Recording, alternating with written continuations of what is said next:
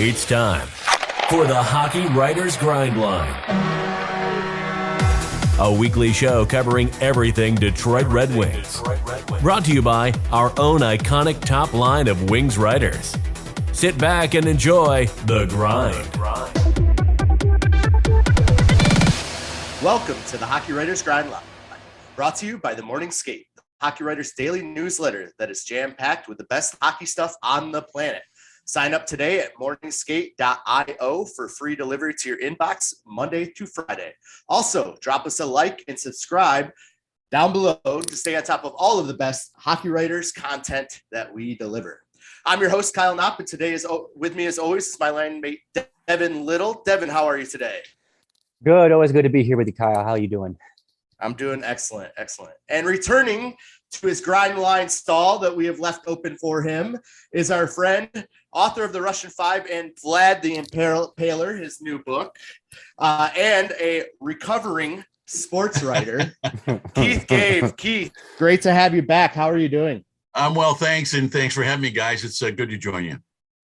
We are looking forward to having you join us. But before we get to your latest book, we want to get your thoughts on the Wings this season and just run a shift through our grind line session. So hope you don't mind. So go ahead. Go ahead. No, go ahead. I just I was looking at some numbers yesterday, actually, trying to really assess this season and what kind of progress they're making. And I looked at last year because I don't think many people acknowledged how far the Red Wings advanced last year. 56 game season. But if you prorated their points, they had 48 points in 56 games. You prorated that over an 82 game season. They're just a hair over 70 points, considering what they did the year before, that awful season when they challenged to be the worst team in their franchise history. They made tremendous progress last year. And the first 35 or so games this year, I thought we were going to take another pretty big step, right? The first, until about the All-Star break, a little bit before, when the wheels fell off, they were flirting to, make the playoffs. I didn't think it was going to happen, but they really took a bit of a nosedive. You look at the standings right now, they got 70 points, 4 games left. So they have a chance to have a marginal improvement over last year. But if you go beyond that, I think they're a much better team than they were last year. They've got 2 really important pieces. In the rookie of the year, Moritz Seider and Lucas Raymond, who reminds me so much of the young Steve Yzerplan that I used to cover in the early to mid 80s. Right hand shot, the way he moves, the way he sees the puck, and does things that are well beyond his years. They got 2 really, really important pieces. Obviously, Steve Yzerplan has a lot of work to do still to get this team into the playoffs, but I see progress. I see the right kind of progress. He's going to add a few more young players next year. And I believe next year they're going to challenge to make the playoffs, serious challenge to make the playoffs. But if you look at the division guys, Buffalo's improving, Ottawa's improving, they're on an upward cycle in their development as well. So it's a tough division. It's going to be hard. Back when I started covering the NHL, 21 teams, 16 of them made the playoffs. You had to really screw up not to make the playoffs. Now half the teams don't make it. Yeah, it's really hard, guys. No, that's a great point you bring up. The league has changed and the playoffs have not expanded with the expansion of the league. So, half the teams are missing the dance at the end of the season. And it just goes to show that you have to put in a lot of work in a lot of different areas if you want to be one of those top 50% teams. And frankly, we want it that way. We want it to be, it should be hard to make the playoffs, right? It gives the 82 game regular season some relevance. I don't want any of these play-in gimmicks like the NBA is doing. We don't need that. But, I remember a time when fans in the rest of the sports world used to laugh at the NHL because everybody made the playoffs. Not so now. Yep. And that's why we'll never see a team make 25 straight playoff appearances ever again. Ever again. There's too much parity in the league. Correct. Just goes to show you how great that run was by those Detroit Red Wing teams. Absolutely. Absolutely. Well, thank you for kicking us off, Keith. Let's keep going, and we're going to go into one of our favorite segments here. One good, one bad from the past week. I'm going to kick this off. My good, I got to go to that Tampa Bay Detroit Red Wing game on Tuesday. I was in Tampa visiting a friend on our way back from our vacation, and that was just such a great game. Shout out to Sonia Kirkson Bryce. Sonia, the anthem singer down there. I totally messed that up. She hooked me up with tickets. I did an interview with her a year or so ago when I was writing for the Tampa Bay Lightning. So Sonia, thank you so much.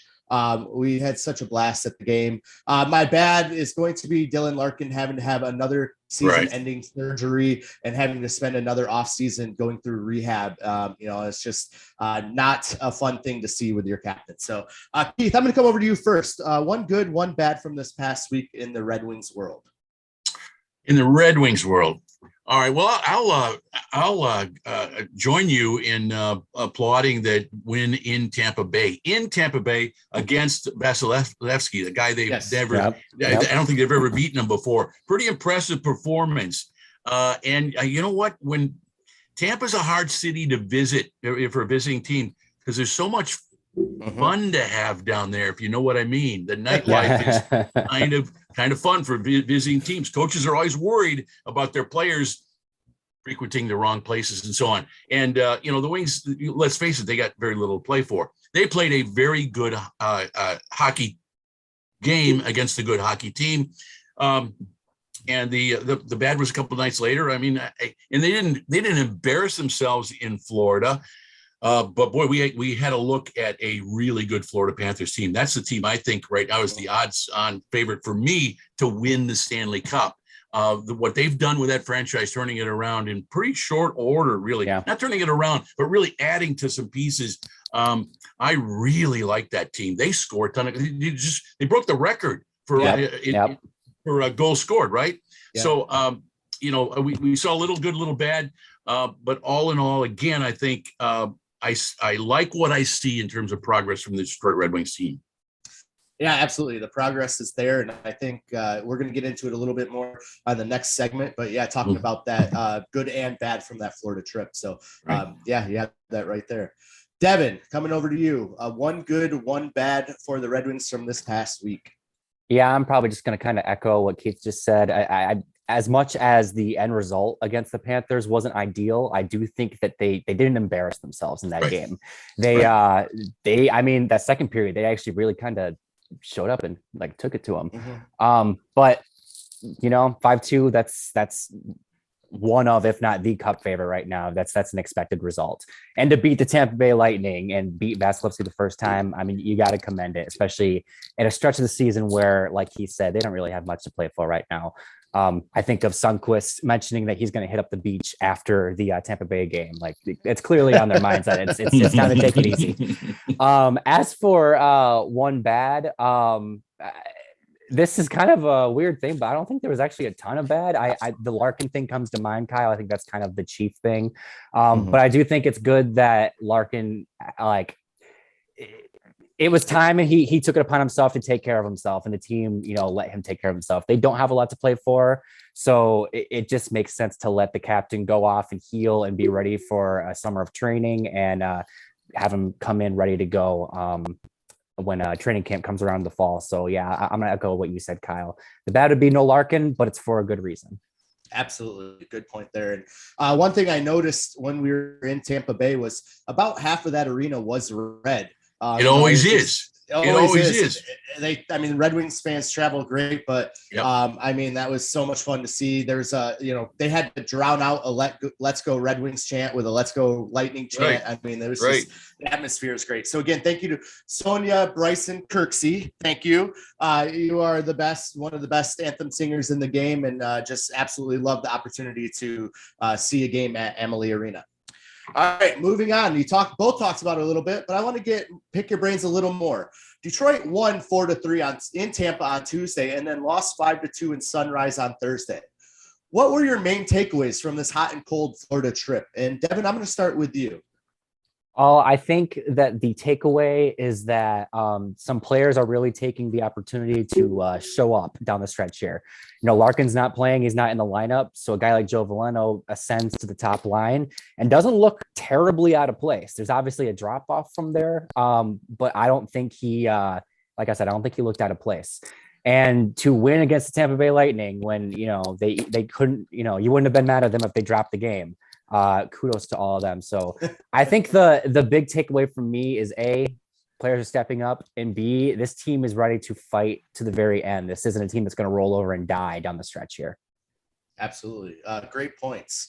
Keith, I would love to pick your brain on this topic. Really big win in Tampa Bay on Tuesday. Kind of a tough loss against a really good surging team in Florida, the Panthers on Thursday. What were your takeaways from this hot and cold Florida trip? Yeah, I'm gonna echo what Devin just said a little bit too. The down the middle is where this team needs the most work. Yes. They're really, and there's a school of thought. I love the season that Dylan Larkin is having. He really improved his game.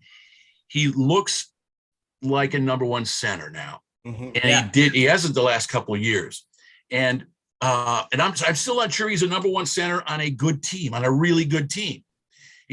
I always see him as more of a number two center. They need to draft in the top two or three guys, get their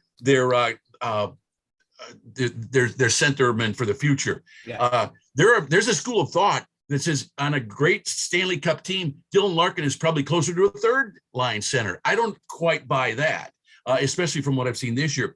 But back to the developments over the past week, I like what I saw from Veleno a little bit there when he got it in a bigger role. Michael Rasmussen has really stepped up his game down. He's probably been one of their better players the second half of the season. What he's done, Pius Suter stepped up too with a little bit more ice time and responsibility. So, they need the most help down the middle, and those three guys showed me a little bit on this trip. Yeah, I completely agree. And absolutely, Rasmussen stepped up. Suter stepped up. It's really good to see these guys that are competing for those second and third line center spots stepping into that first line role while Larkin is out. And Keith, I believe it was you on this podcast about a year ago when you joined us when we had that discussion about whether Larkin was legitimately a second or third line center. And I think he listened because he proved to us this year that he was the Red Wings first line center. So no question. He has filled that role very, very well, I think. And he's done it with rotating wingers. I know he's had Raymond there most of the time, but Bertuzzi's been on and off and in and out and so on. And, I think Dylan Larkin has stepped up in a lot of ways this year. I got a little bit frustrated with the poor starts, the bad starts. Everyone wants to point the finger at Jeff Blashill. He didn't have his team ready. But I think a lot of that, when it comes from leadership of the team, you and your teammates need to come out and be ready to play from the drop of the puck. And there were too many games where that didn't happen down the stretch. Absolutely. At some point, it's no longer the coach; it's the team getting themselves up within at those slow starts. So. Well, one more question for you before we let you talk about your new book, which is a fantastic read, by the way. Thank you. What is the next move in regard to the Yzerplan this offseason? And Keith, I'm going to start with you because I feel like this is kind of a loaded question. Well, it'd be nice if they get a little luck in the lottery for one absolutely. thing. Absolutely. Yeah. They're looking at they're going to finish 8 or 9, about 8, maybe 7 from the bottom, something like that. It'd be nice if they could draft in the top 4 or 5 again.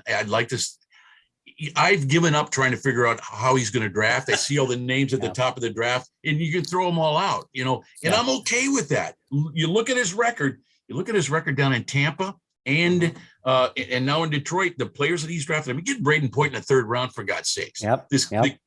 The guy knows what he's doing drafting players. So I'm comfortable with whatever he decides. He's got a good scouting staff. He and Chris Draper work really well together. Yeah. But they need they've got to find another center.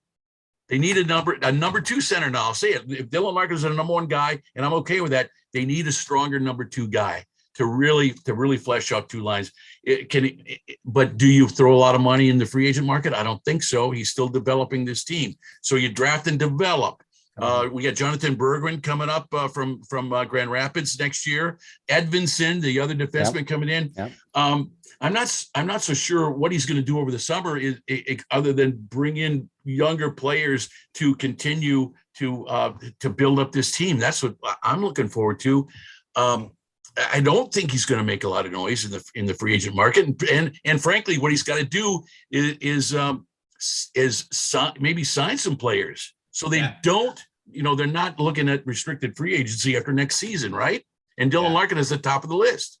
Yep. So Steve Yzerman's got his work cut out for him, just to kind of keep this nucleus together. Does he trade Tyler Bertuzzi? I don't know. I kind of like Tyler Bertuzzi in the way he plays. I'd hate to see him go, but I understand the thinking that he's of an age where he's a little bit older than the nucleus of talent, the young nucleus of talent. So that's a hard call for me. I completely agree with that Bertuzzi comment, especially since he's at his highest trade value right now. Right. Like he's not going to go many more years where you're going to get the most out of the return for him. So if you're going to do it, this is probably the season. I do want to throw one quick little curveball at you, follow up, Keith. Who, if you could make a trade to bring someone in as that second center, would you go after if you were Yzerman? Oh, man. Oh, the dog did not like that one. I have the faintest idea. I'd have to look at, and I don't expect him to spend a lot of money yet. There's time to do that in the future. He's got his budget under control right now. Finally, the salary structured cap, and that gives him a lot of ammunition. He can take on contracts to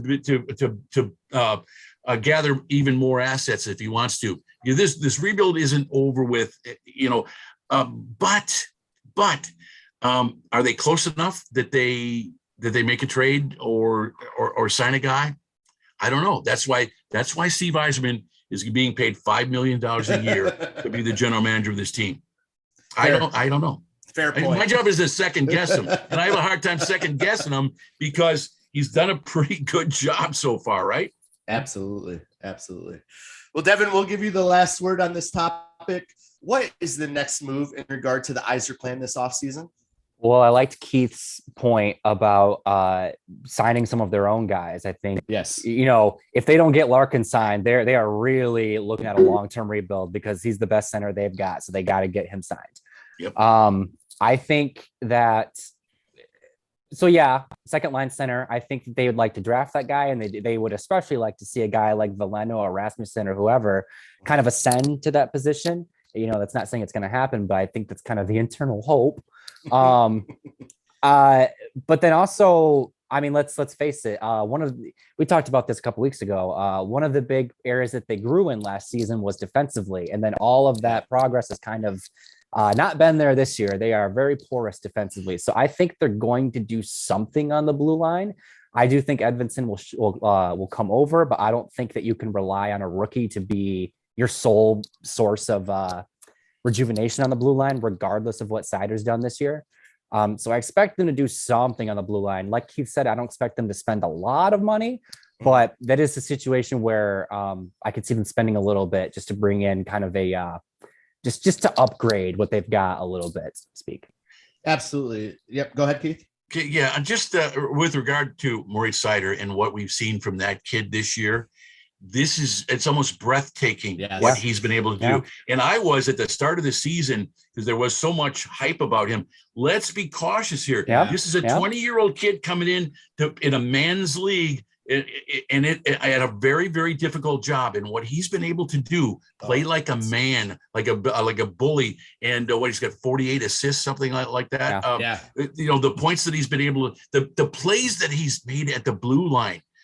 Handling a puck in a phone booth around the blue line to make plays and not only get hit to take a hit to make a play, but hit back and hit big time. Like we haven't seen hits like that since Nicholas Kronwall. I don't think we got to be careful not to expect the same thing from this kid Edvinson, a different kind of defenseman. He's got some size and so on. But if he can come in and play in the top 4 next year, my goodness, that's going to go a long way towards stabilizing what's been a difficult year on the blue line for this team to I mean, when Danny DeKeyser goes away, they cut him, and or put him on waivers, and you think you've seen the last of him, but it got so bad that they had to bring him back. They got to bring him back. Yeah. What does that tell you? Yeah, that's the red flag right there. Is when you're trying to let this guy and I don't sail off into the Danny sunset. DeKeyser at all. He's a good guy. Yeah. But, you're right. He's yeah. You're, unfortunately, you are not wrong there. Okay, well, we're going to take a quick breath and reset the show. This is the Grind Line, and I'm Kyle Knopp here with Devin Little and special guest Keith Gave, and we are talking Red Wings hockey. Before we get back into it, we want to remind you to sign up for The Morning Skate, a daily newsletter delivered to your inbox Monday to Friday, jam-packed with the best hockey stuff on the planet. It's a daily dose of the latest NHL news, rumors, history, funnies, quizzes, etc. Just a little hockey fun and information brought to you every day of the week from the Hockey Writers. Sign up at morningskate.io. All right, now that our bills are paid, we can get into the reason you are here, Keith. Vlad the Impaler has recently come out. It dropped a few weeks ago, I believe. I got this copy from my mother, the librarian. Thank you, Mom, if you're watching for my birthday. It is a great book. I'm a slow reader, so I'm not quite all the way through it yet. But holy cow, the stories about Vladimir Konstantinov are just remarkable. So, Keith, in your words, tell us about Vlad the Impaler and why you wanted to write this book. It almost came along by accident. It started when Gene Myers, my former boss, sports editor at the Detroit Free Press, called me, and he was starting to work on a book that the Free put out, and I think it's the best book that they've ever produced. The Stanley Town book. Oh yes. I don't know if you guys have seen this. Yeah, this is a really, really, really impressive book to commemorate the 25th anniversary. Gene called me and said, Keith, we'd like you to, contribute a few pieces, your Russian 5 stuff and so on. I covered that era. But I didn't want to just cut and paste through the stuff that was in the Russian 5 book. I want to kind of give readers some new and different stuff. Right. So I got my couple of bins of research out when I was putting together the Russian 5, and I started going through my notes. I'm going, oh, that's pretty good stuff. Ooh, that's pretty good stuff. You know what? I kept coming across all this really good, and I was kicking myself like that should have been in the Russian 5 book, and I didn't have room for it. If I would have put everything in the Russian 5 book that I wanted to, it would have read like War and Peace, And, but so I had all this good stuff left over. I wrote the stuff that Gene wanted for the Stanley Town book 25 years later. And I said, you know what? I got all these good stories, and maybe I could package them into an easy read, a fun read. I think there's a lot of stuff in there that, again, was not in the Russian 5 book that people would enjoy. And at the same time, what I was reading, we were reading about the insurance laws changing in Michigan, the fact that the 24/7 care that Vladimir Konstantinov needs to survive is being threatened by the change in insurance laws. And, I thought maybe I could maybe inspire people to donate to the Vladimir Konstantinov Trust Fund. I can dedicate some proceeds from the book to that fund and so on, and just kind of raise awareness. And so I just got all these stories. And what I did in this book was essentially, I was going through these long, detailed interviews. Like when we were putting together the film, like we had Brendan Shanahan on camera for 3 or 4 hours, right? Yeah. And he just told some really, really good stories about Vladi. And I basically set all these excerpts from interviews with a couple of paragraphs at the top, and then gave the interviewee, Dave Lewis, who tells a good story, Brendan Shanahan, Denise Harris, the flight attendant, all these people with kind of good inside different aspects. And what I was finding was there's a lot of most of the fun ones that I was enjoying were about Vladdy, right? Yeah. So let's throw his picture on the cover. That picture of him holding Stanley Cup is priceless, right? and throw all these stories in there. It reads like an anthology. It's not a chronology. You can. The stories are short enough, and you take it into the restroom with you read a couple of stories, you go and then put it down until the next time, right? Yeah. But I think the story that Brendan Shanahan tells about the night the lights went out in Piassani, the World Junior game where that ended with a brawl with the Team Canada and Russia, and what happened when the lights went off. I mean, Shanahan, a great Irish storyteller, right? Some of my favorite stories in there are from Brendan. None of that stuff was in the Russian Five. So it's not serious literature. It's not narrative nonfiction. Like I really put a lot of time into the writing side of the Russian Five. This is a little bit different, a lot easier read. I think in a lot of ways, a lot more fun read. What do you think? Oh, I love it. It's like you said, it's a quick read. The chapters they're all entertaining. They're all different stories. And like you can kind of bounce around if you want to. And I mean, I've enjoyed it a ton. I'm about a third of the way through, and I couldn't put it down for the first couple days. So good. The one chapter in there that I'm most proud of, and I actually did pick up the phone and make some calls and so on. Page 162. It's called "Paybacks Are a Bitch." Okay. and I'm not there yet, but it's an interview. It's an interview with the referee Paul Dvorsky, who refed the March 26th game. Okay, yeah, I might jump to that one. I'm telling you, I'm telling you, that's my favorite chapter in the book. And I got Paul Dvorsky on a good evening, a Sunday evening. I think maybe he had a couple of pops, but we talked a little bit. And he's telling me what he, the decisions he made on the spot in that game. Like they after the brawl, and they're separating everybody. They're marching guys to the press box, right? They got his linesmen, Ray Scapinello and Dan Shakti, who had been around a lot longer than Paul Dvorsky had. They got a hold of McCarty. Said, "What are you doing with McCarty? He's gone, right? He's gone. You're letting him go, right? You're kicking him out." And Dvorsky on the spot said, "Nope, he's staying in." I mean, because the question I've always had is, well, how in the hell was Darren McCarty still in the game to score the overtime goal in the first place? How was he still in that game? Paul Dvorsky tells us in the most entertaining chapter in the book. That is my chapter I'm reading right after we get off this call. I guarantee you like it. All right. Next question. So the stories about the Russian Five tell of the group kind of having two distinct styles. The old Soviet style with kind of championed by Larionov and Fetisov, and then the new Russian wave with Fedorov and Kozlov. What made Konstantinov able to embrace and kind of be the bridge between both styles? Yeah, I think the other four guys, the other Fetisov, Larionov, the two old guys, even Sergei and Slava Kozlov, they were very proud of the Russian style of hockey, and they loved playing it together. And Vladdy is a different cat, a different character. I mean, he came over here and saw what was going on, and he said, I can play with my Russian teammates and have my fun that way. And as a former center iceman, handled the puck pretty well, right? I mean, who led the team in breakaways in that era? Yeah, breakaways. It was Konstantinov. Go forehand, backhand goal.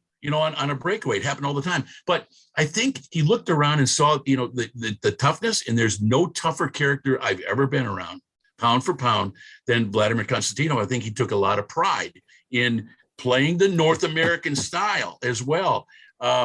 It's why he was the most beloved guy in that dressing room, and still one of the most beloved athletes in Detroit sports history. And in my favorite athlete I've ever covered. I just think he had a certain amount of pride. Basically said, "Yeah, I can play the old Soviet way and succeed with my comrades here, but I can also play your way, Bob Probert, Joe Kocur." He didn't drop the gloves and fight a lot, but he played as physical a game. Just ask Dale Howardchuk. Yeah. that hit at center ice, right? During the Stanley Cup Finals. Yeah. Ended his career. But that's why we fell in love with the guy, right? Oh, absolutely. Yeah, absolutely. And so you spent a lot of time with Vlad, not only at the beginning, getting him and Sergey coming over here, but just throughout the whole process. And you got to get to know him and his wife, Irina, really well. And there's a couple stories in the book about how they almost didn't come over because Irina and their young child were kind of kept back, but she implored Vlad to go forward and move to Detroit. Yeah. Was there ever any sense of resentment from Irina or Vladimir about coming to Detroit in the aftermath of that crash? No, I don't think at all. None at all. I think they understood. Well, Vladdy, you don't know what Vladdy thinks after the crash, but but we do know, based on what other athletes who have endured casualties, travesties, tragic traffic accidents, and Slava Kozlov was one of them. If this would have happened over there, what the Russians, the Soviets then, the Russians now, they just kind of, crumple the player up and throw him away and don't think about him anymore. With Slava Kozlov was reluctant to come over here at first because he was getting paid pretty well by the Soviet Red Army Club, right? $2 million. And then he had the accident in which a teammate was killed, right? And he wound up in a hospital and didn't look like he was ever going to play hockey again. They stopped paying him right now. His paycheck stopped coming. So in a lot of ways, they knew they were lucky that it happened here because you get world-class care, which he's been getting. It's threatened now because of the insurance laws changing, but he's been well taken care of. And you look at Vladdy, still the cognizant